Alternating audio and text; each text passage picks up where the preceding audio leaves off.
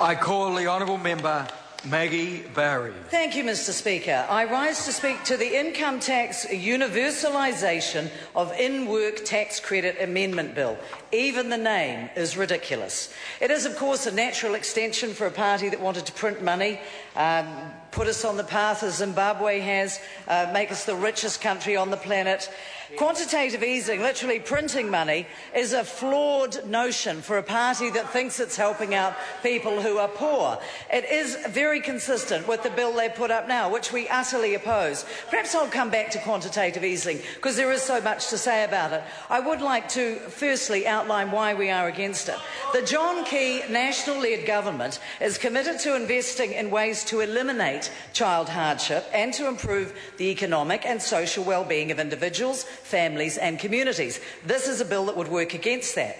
Our welfare reforms and the measures we are taking to support New Zealand families are going to absolutely ensure that we will get New Zealanders off benefits and into work where they will be much better off, instead of leaving them imprisoned in a benefit system.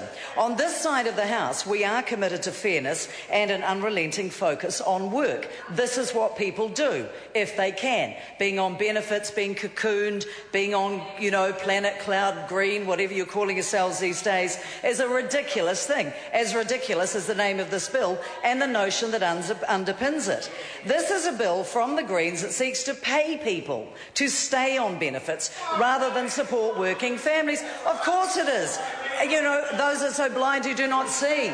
Let's go back to one of the favourite things that Dr. Norman put out last week about quantitative easing. I mean, how ridiculous. Hitting the poor the hardest. If you printed money in the way that Zimbabwe and Dr. Norman and his band of merry Greens would have us do, then everybody who goes to the supermarket, the petrol pump, goes to buy children's clothing, they will all have to pay more. So what's the point of that? How is that going to relieve child poverty and hardship within families? It will make it worse. The 1 and 1 equals 2 scenario is lost on the Greens. Arithmetically, they are utterly challenged, and this is yet further proof of it.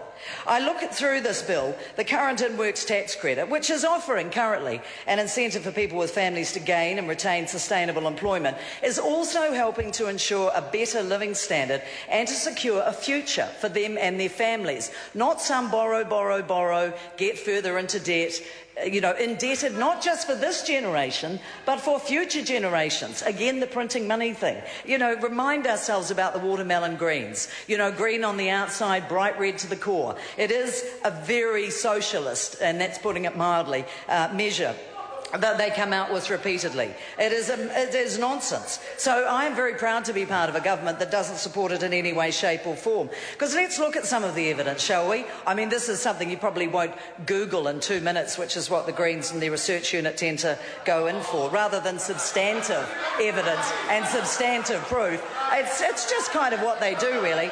So let's look at the evidence. It suggests that the most effective way to achieve a long-term, and not just short-term, little tiny green-minded one, but a long-term sustained reduction in child poverty is to address the causes directly, and that's by encouraging and assisting people into paid work while continuing to provide support in the short term that is targeted.